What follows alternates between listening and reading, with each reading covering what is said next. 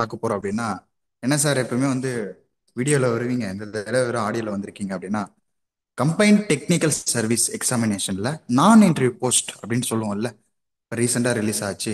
அந்த போஸ்ட் பார்த்ததுல நமக்கு ஃப்ரீக்வன்சியா என்கொயரிஸ் வந்தது. சார் அதுல இஓ கிரேட் ஒன்னு பண்ணியிருக்காங்க, என்னென்ன கிளாஸஸ் இருக்குங்களா, டெஸ்ட் பேட்ச் என்ன இருக்குங்களா, நோட்டிஃபிகேஷன் பத்தி சொல்லுங்க அப்படின்னு கண்டினியூவா கேட்டிருந்தீங்க. சரி, அது என்னன்னா ஒரு சில டவுட்ஸ் எல்லாம் இருந்தது. நம்ம ஒரு கிளாரிட்டியா ஒரு வீடியோ போடுவோம், ஒரு கிளியர் கட் ஐடியா கிடைக்கணும் அப்படின்றதுக்காக ஃபர்ஸ்ட் நம்ம நோட்டிஃபிகேஷனை பத்தி நல்லா தெரிஞ்சுப்போம். இப்போ இந்த வீடியோ யாருக்கானது அப்படின்னு பார்த்தீங்கன்னா லா கிராஜுவேட்ஸுக்கானது மட்டும்தான். மற்றபடி combine technical service engineering graduates யாரா இருந்தீங்க அப்படின்னா டாஃப் ஐஏஎஸ் அகாடமி நம்ம அஃபிஷியல் சேனல்ல அதை பத்தி கிளியர் கட் டெஃபினேஷனா உங்களுக்கு நோட்டிஃபிகேஷன் எக்ஸ்பிளைன் பண்ணியிருப்பாங்க. சரிங்களா, வீடியோக்குள்ள போலாமா? என்ன சார் இது அப்படின்னு பார்த்தீங்கன்னா நம்ம எடுத்தது டைரக்டா கோடே போட்டுரும். இந்த கம்பைன் டெக்னிக்கல் சர்வீஸ் எக்ஸாமினேஷன் அப்படின்னு சொல்லக்கூடிய ஸ்கிரீன் வாட்டத்துக்கு வச்சிருக்கோம். ஒரு நிமிஷம், ஸ்கிரீன் ஷேர் ஆகுதுங்களா?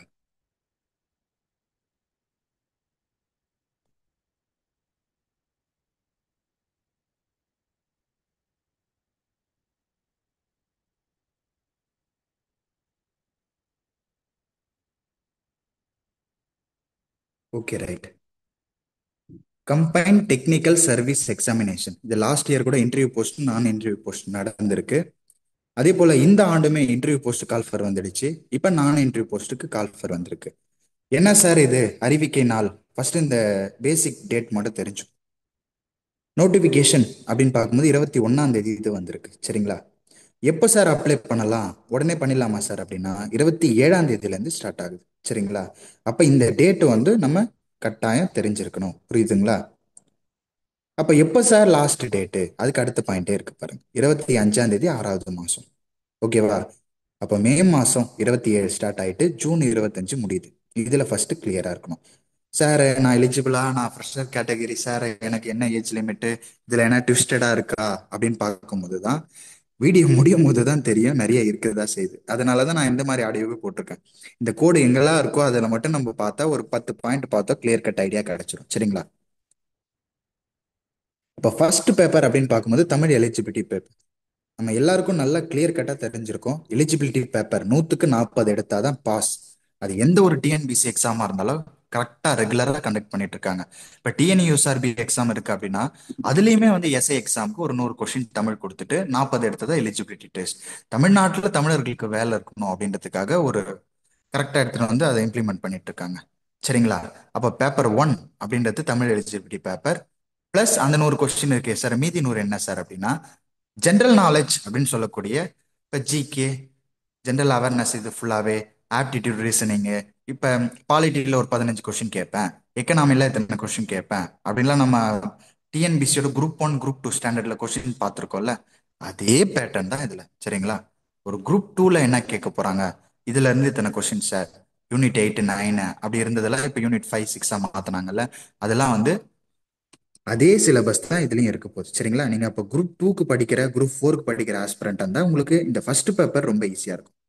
ஓகே சார், இப்போ லா கிராஜுவேட்டுக்கு மட்டும் தானே பார்த்துருக்கோம், இதை ஏன் சார் சொல்றீங்க அப்படின்னா உங்களுக்கு தான் இருக்கு இந்த ஃபர்ஸ்ட் பேப்பர். செகண்ட் பேப்பர் என்ன சார் அப்படின்னா இந்த 1653 இதுக்கு தான் நான் சர்ச் பண்ணி வச்சிருந்தேன். எங்க சார் இருக்கு அப்படின்னு பாத்தீங்கன்னா அது என்ன சார் டிபார்ட்மெண்ட்? செயல் அலுவலர் நிலை. சரிங்களா? செயல் அலுவலர் நிலை 1, இஓ கிரேட் 1 அப்படின்னு சொல்லுவாங்க. இந்து சமய அறநிலைத்துறையோட வேகன்சி. அது எத்தனை சார் இருக்கு வேகன்ட் அப்படின்னு பார்த்தா நம்பர் ஆஃப் வேகன்சி கரெக்டா ஒரு 5 இருக்கு. சரிங்களா? சரி சார், நான் லா கிராஜுவேட் சார், இதை நான் எழுத முடியுமா சார்? அடுத்தடுத்த இதுல ஒன்னொன்னா வருது பாருங்க. இப்ப வயது வரம்பு, இதுல வயது வரம்பு அப்படின்னு இருக்கு பாருங்க. இதுல இந்த இஓ கிரேட் 1 இதை தவிர மீதி எல்லாத்துக்கும் 21 வயசுன்னு கொடுத்துருக்காங்க. இதுதான் நம்ம கவனமா படிச்சு பார்க்கணும். அப்ப என்ன சார் இஓக்கு ஏஜ் லிமிட் அப்படின்னு பார்த்தா 30 இயர்ஸ். என்ன சார் இது, சிவில் ஜட்ஜ் 3 இயர்ஸ் ப்ராக்டிஸ் கேட்டிருக்காங்க, ஏபிபிக்குனா 5 வருஷம், டிஜேனா 7 வருஷம், அந்த மாதிரி இதுக்கு இயர் ஆஃப் ப்ராக்டிஸ் இருக்கா சார் அப்படின்னா ஃபர்ஸ்ட் ஏஜ் பாருங்க, 30 வயசு தான். அப்ப நீங்க இப்பதான் 23 வயசுல 24 வயசுல முடிச்சிருக்கீங்க அப்படின்னா நீங்க உடனே இந்த ஏஜ் லிமிட்டால எழுத முடியாது. நல்லா கவனிக்கணும். இதுல தான் 30 வயது ஏஜ் லிமிட் அப்படின்னு கொடுக்கும்போது, இப்போ ஸ்டார்டிங் டேட் இருக்கும் பாருங்க, குறைந்தபட்ச வயது, அந்த வயது வந்து 30 கொடுத்துருக்காங்க. இது அதிகபட்ச வயது கிடையாது. புரியுதுங்களா? கன்ஃபியூஸே ஆகிடக்கூடாது. அப்போ 30 அப்படின்னு சொல்லும் போது, இப்போ ஃப்ரெஷ் லா கிராஜுவேட் முடிச்சுட்டு வராரு 24 25 வயசுல அப்படின்னும் போது, ஃபர்ஸ்ட் வந்து அவங்க எலிஜிபிள் கிடையாது. சரிங்களா? நெக்ஸ்ட், அப்போ அதர்வைஸ் மீதில இப்போ 37 47 இந்த ஏஜ் லிமிட் இருக்கு, அந்த மேல ஹெட்டர்ல இருக்கு பாருங்க, இவங்களுக்கெல்லாம் என்னென்ன ஏஜ் லிமிட் சார்? இது என்னன்னா, பிசி எம்பிசி இவங்க யாரும் இல்லாதவங்க, இப்போ ஜெனரல் கேட்டகரி அதுல இவங்கெல்லாம் எந்தெந்த வயசு நிறைவடைந்திருக்க கூடாது அப்படின்னு பார்க்கும்பொழுது தான் இந்த லிமிட்ல நம்ம வரும்.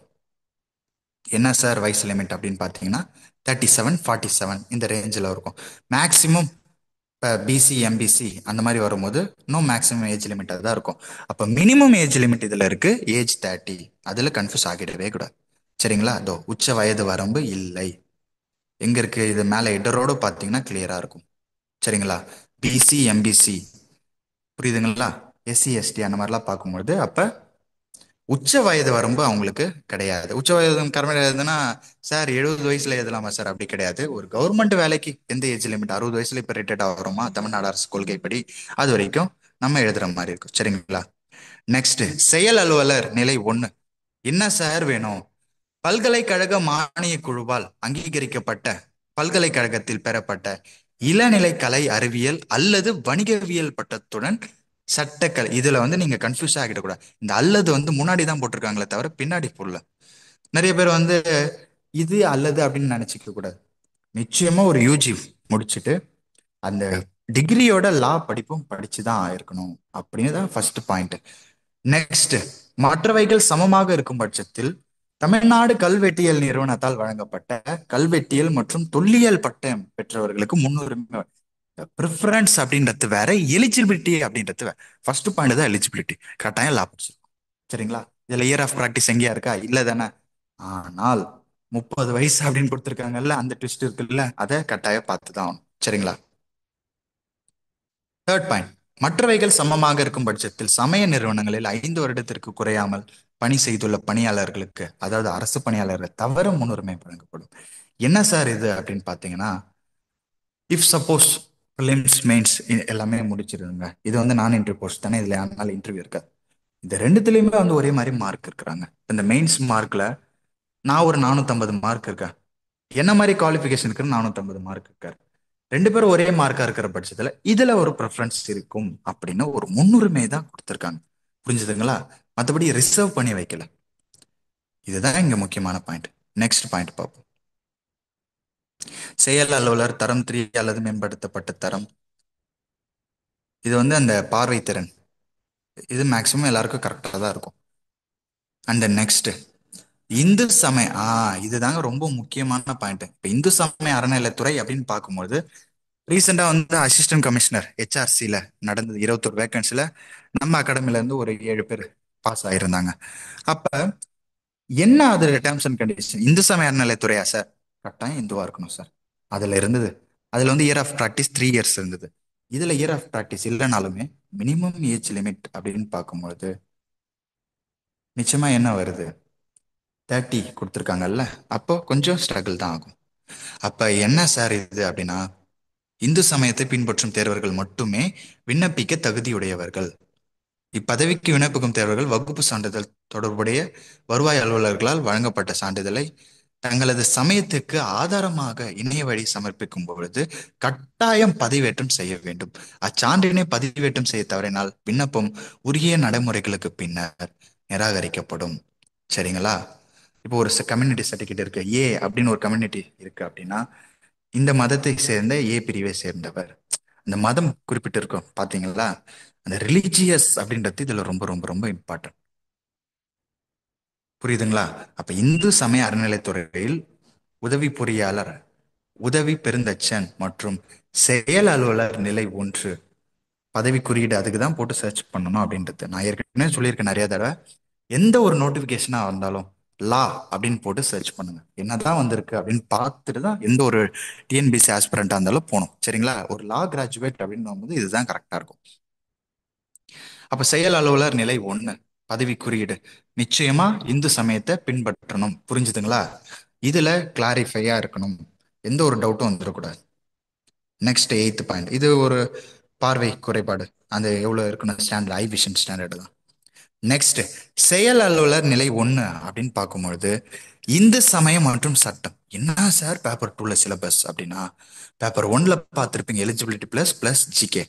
என்ன சார் பேப்பர் 2ல அப்படின்னா இந்து சமயம் மற்றும் சட்டம்.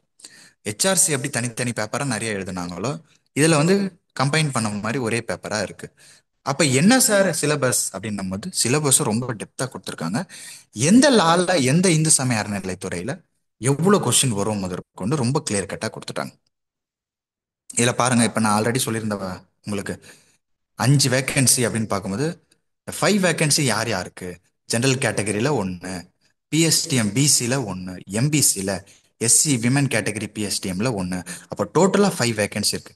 5 வேகன்சி, 5 பணியிடங்கள் அப்படின்னும் போது இது ஒரு நல்ல வேகன்சி தான், நல்ல ஆப்பர்ச்சுனிட்டி. தாராளமா காம்படிஷன் எல்லாம் எதிர்பார்க்காம இந்த கேட்டகரியில நீங்க வரீங்களா? ஏன்னா ஜெனரல் கேட்டகரி ஜிடி அப்படின்னு போட்டு ஒன்று கொடுத்துட்டாங்க. அப்ப எல்லாரும் தான் வரப்போறோம். கட்டாயமா வந்து முயற்சி செஞ்சு பார்க்கலாம். சரிங்களா? இப்ப இது பார்த்துட்டோம். இது இல்லாம அதே நோட்டிபிகேஷன் தான், எதுவும் பயப்பட தேவையில்ல.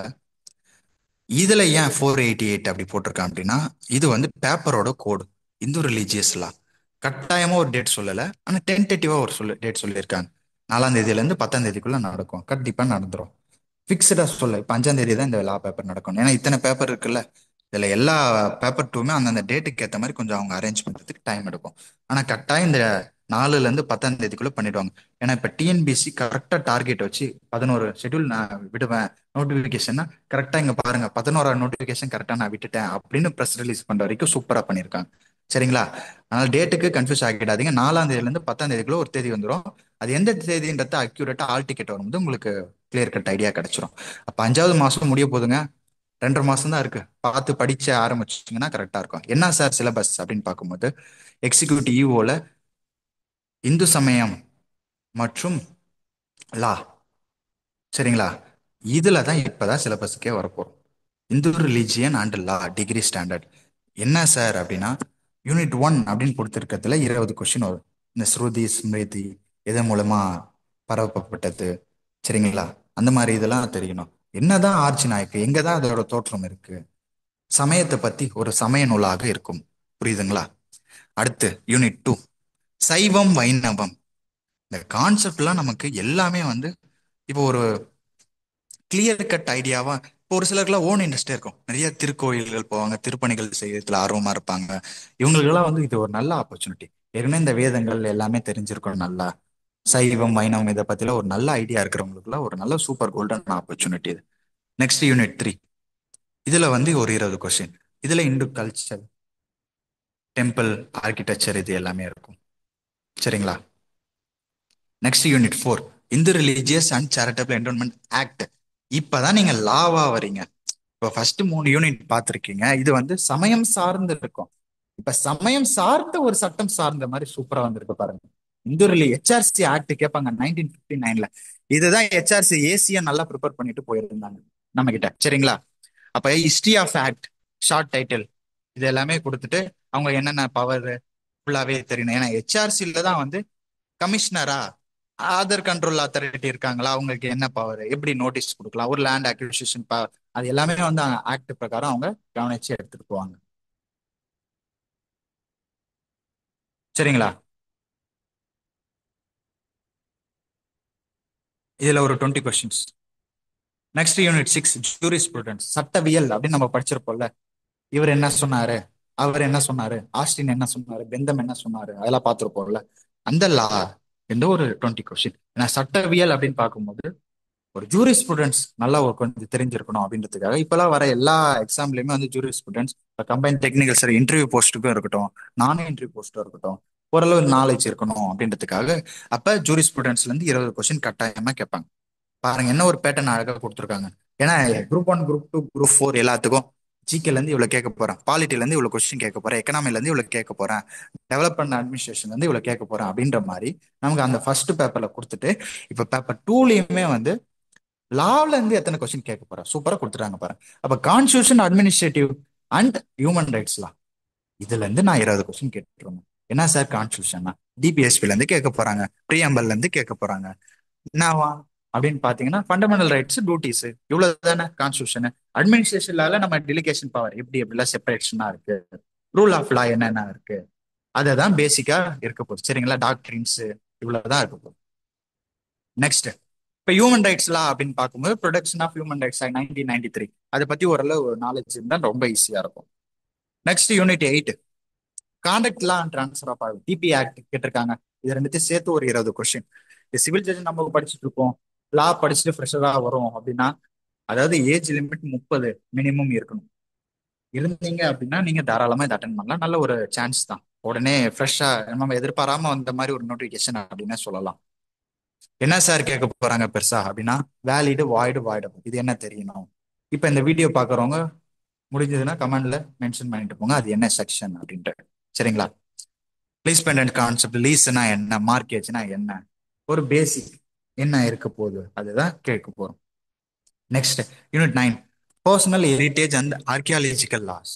இது ரிலேட்டடா என்ன சார் இருக்கு, ஒரு 20 கொஸ்டின் இருக்கு sir. Madras ancient history, historical background, கொஞ்சம் பழைய லாலாம் இது கொஞ்சம் அழகா படிக்கிற மாதிரி இருக்கும். சரிங்களா, இஃப் சப்போஸ் இது கொஞ்சம் டெப்தா இருக்கிற மாதிரி இருந்தது அப்படின்னால வாட் இஸ் வாட் அப்படின்னு பேர் ஆக்டியாவது ஒரு ரிவிஷன் பார்க்காம போகக்கூடாது.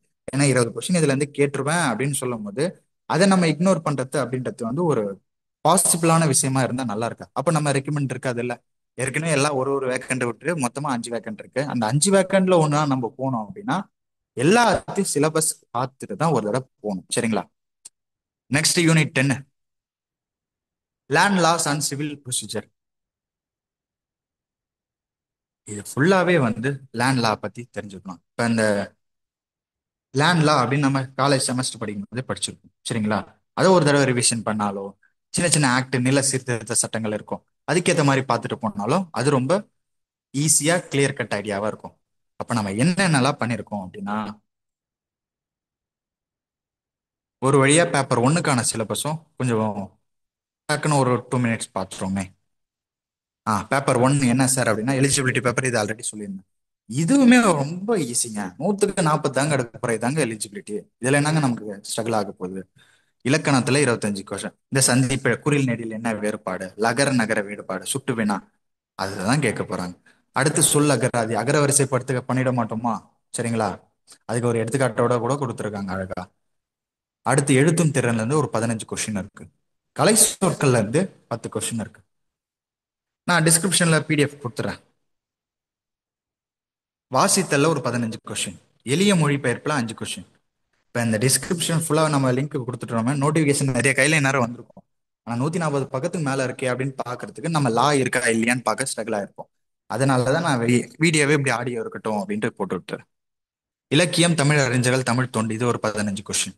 இதுக்கு தான் புக் படிக்கிற மாதிரி இருக்கும். ஆனால் மேக்சிமம் அதானே 100க்கு 40 தானே எடுக்க போறோம். இதை நம்ம பேசிக் நாலேஜ் இருந்தாலே இதுல பெருசா காம்படிஷன் இருக்காது. எங்க சார் ஹெவியா காம்படிஷன் அப்படின்னா, அந்த பேப்பர் ஒன்னுலயே பார்ட் பி அப்படின்னு ஒரு பார்ட் இருக்கு, சயின்ஸ். மேக்சிமம் டிஎன்பிசி ஆஸ்பிரண்ட் கூட இந்த 5 கொஸ்டின் படிக்க மாட்டாங்க. 5 தானே பாத்துக்கலாம் அப்படின்னு சும்மா ஏ பி போட்டு பார்த்தா கூட ஒன்னு ரெண்டாவது ரைட் ஆகட்டுமே போதுமே அப்படின்னு விட்டுலாம். சரிங்களா, ஜாகிரபில 5 கொஸ்டின். அப்ப சயின்ஸ் ஜாகிரபி ஃபர்ஸ்ட் ப்ரிஃபரன்ஸ் கொடுக்க மாட்டாங்க. நீங்க எல்லாத்தையும் முடிச்சுட்டு இப்ப பாலிட்டி மாதிரி சப்ஜெக்ட்லாம் சூப்பரா படிச்சுட்டு, ஏன்னா நம்ம அரசியலமைப்பு தனியா லாவிலே படிச்சிருக்கோம், அது கம்ப்ளீட் பண்ணதுக்கு அப்புறமா ஜாகிரபி டைம் இருந்தா படிக்கலாம். ஜாகிரபியே படிக்கலாம்னா 10th ஜாகிரபி பார்த்தாலே போதும். ஓவராலா பார்த்தா ஈஸியா இருக்கும். மேப் வச்சு பாத்தீங்கன்னா அவ்வளவுதான் geography. Next history culture of India and INM, Indian national movement history, இது ரெண்டுத்தையும் சேர்த்து கம்பைன் பண்ணி 10 கொஸ்டின் வருதுங்க. பாலிட்டி, இது நமக்கு ஈஸியான சப்ஜெக்ட். கட்டாயமா இதெல்லாம் தப்பு இருக்க சான்ஸே இருக்காது. சரிங்களா, 15க்கு 15 கட்டாயம் அடிச்சிடணும். மிஞ்சி போனா ஒரு 1 or 2 கொஸ்டின் தப்பாகும். அடுத்து Indian economy and development administration இன் தமிழ்நாடு, இது ரெண்டுத்தையும் கம்பைன் பண்ணி எக்கனாமிக்ஸ் அப்படின்றது லாஸ்ட் வரைக்கும் நம்ம 5 இயர் பிளான பெருசா பார்க்க மாட்டோம், பிசிக்கல் பாலிசி பெருசா பார்க்க மாட்டோம், மானிட்டரினா என்னன்னு தெரியாது, ஆர்பிஐனா என்னன்னு தெரியாது, அது எப்போ எடுத்துட்டு வந்தாங்க, யாரோட புக்ல இருந்து எடுத்துட்டு வந்தாங்க, எதையுமே கண்டுக்காம இருப்போம். ஆனா இந்த டைம் இதை ரெண்டுத்தையும் கம்பைன் பண்ணி 20 கொஸ்டின்ஸ் அப்படின்னு நம்ம எக்கனாமிக்ஸ் கட்டாயம் படிச்சுதான். சரிங்களா, இப்ப நான் லா கிராஜுவேட்டுக்காக தான் இந்த வீடியோ போட்டுட்டு இருக்கேன். அப்போ 6 அப்படின்னு பார்க்கும்போது ஹிஸ்டரி கல்ச்சர் ஹெரிட்டேஜ், இப்ப நீங்க என்ன பண்ணணும்னா எலிஜிபிலிட்டி பேப்பர் நீங்க எதனா பாஸ் ஆயிடுவீங்க. 100க்கு 40. ஜிகே கட்டாயம் படிக்கணுங்க. அதே மாதிரியே இந்து சமயத்தை சைவம் வைணவம் புராண இலக்கியங்கள் மாதிரி படிக்கணும். அதே போலவே சைமல்டேனியஸா லாவும் பார்க்கணும். இந்த மூணுமே நீங்க பார்த்தாதான் கட்டாயம் இந்த 5 வேகன்சில ஒரு வேகன்சி உங்களுக்கு, சரிங்களா? வேகன்சி பத்தி கவலைப்படாம ஒரு வேகன்சி தான் உங்களுக்கு தேவைப்படும் அப்படின்னு படிச்சா போதும். ஓகே. Next part C. என்ன சார் இது அப்படின்னா 25 கொஸ்டின். முன்ன வந்து அப்படியே மேக்ஸ் மேக்ஸ் அப்படின்னு வந்துடும் 25 கொஸ்டின். எதனா ஒன்னு ரெண்டு தான் ரீசனிங் இருக்கும், பெருசா கான்சென்ட்ரேட் பண்ண மாட்டோம். இந்த டைம் ரொம்ப கிளியர் கட்டா டிஎன்பிஎஸ்சி ரீசனிங்ல இருந்து 10 கொஸ்டின் கேட்பாங்க. பகடையில இருந்து இந்த கொஸ்டினுங்க, டைஸ் அப்படிதாங்க நான் கேட்க போறேன், நம்பர் சீரியஸுங்க அப்படின்னு கொடுத்துட்டாங்க. ஆப்டிடியூடு அப்படின்ற பேர்லயுமே அழகா எல்சிஎம் தாங்க கேட்பேன், வால்யூம் தாங்க கேட்பேன், டைம் அண்ட் ஒர்க் வேலை மற்றும் நேரம் தாங்க கேட்பேன் அப்படின்னு கொடுத்துட்டாங்க. இதை மட்டும் ஒரு 10 மாடல் நீங்க சால்வ் பண்ணி பார்த்தீங்கனாலே போதும். 25க்கு 20 கீழே எடுத்தீங்கன்னா வாய்ப்பே இல்லை நீங்க வெற்றி வாய்ப்பு பண்றதுக்கு. புரியுதுங்களா? கட்டாயம் 25க்கு 24 23 மாதிரி போட்டணும். அப்ப இந்த வீடியோல என்ன பார்த்திருக்கோம்னா சிலபஸ் பார்த்திருக்கோம். பேப்பர் ஒன்னா என்ன, அதுல பார்ட் ஏ பி சினா என்ன, எது எலிஜிபிலிட்டி எது எலிஜிபிலிட்டி இல்ல, லா சைமல்டேனியஸா எப்படி இந்து சமய இலக்கியத்தை பார்க்கணும். அப்ப என்ன ஏஜ் லிமிட் 30 அப்படின்றத பார்க்கணும். சரிங்களா? அப்ப இந்துவா இருக்கணும். ஏன்னா இந்து சமய அறநிலைத்துறை அப்படின்னா பணிபுரியணும் அப்படின்னா கட்டாயம் இந்துவா இருக்கணும். அந்த சர்டிபிகேட் அப்லோட் பண்ணும்போதே நீங்க இந்து அப்படின்னு எவிடன்ஸ் இருக்கிற மாதிரி பண்ணணும். அப்படி இல்லைன்னா அது எப்போ இருந்தாலும் ரிஜெக்ட் ஆகும். அப்ப இஓ கிரேட் ஒன்று பார்த்துட்டோம், வேகன்சி இருந்துச்சு, இது நான் என்ட்ரி போஸ்ட். புரியுதுங்களா? இல்ல வேற ஏதேனும் சந்தேகங்கள் இருந்தது அப்படின்னா மறக்காம கமெண்ட் பண்ணுங்க. நான் இதை பத்தி வேற என்ன டெஸ்ட் பேட்ச் இருக்கு அப்படின்னா நம்ம அடுத்த வீடியோல உங்களுக்கு நான் ஷேர் பண்றேன். டெஸ்ட் பேட்ச் ரிலேட்டடா கிளாஸ் ரிலேட்டடா இன்ஃபார்ம் பண்றேன். உங்களுக்கு வேற என்ன டவுட் இருந்ததுன்னா நான் உங்களுக்கு கான்டாக்ட் நம்பர் கீழே கொடுக்குறேன், கான்டாக்ட் பண்ணுங்க. தேங்க்யூ.